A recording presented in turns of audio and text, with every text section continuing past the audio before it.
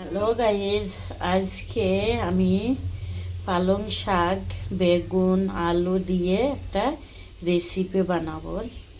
ঠিক আছে, আমি রাই জিরার ফোড়ন দেব, এরকম ভালো লাগে। পেঁয়াজ কাঁচা লঙ্কা দিয়ে শাকগুলা দিয়ে দেবো। বেগুন কাটা গোনা রয়েছে, এগুলো সব দিয়ে দেবো।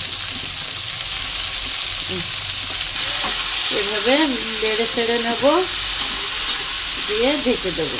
শুকনো মরিচ পাউডার,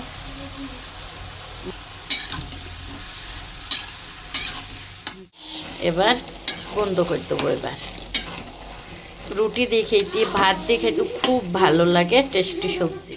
এবার রান্নাটা শেষ হয়ে গেছে, এবার এটা নামিয়ে নেব। রুটি পরোটা ভাত দিয়ে খেতে খুব টেস্টি সবজিটা।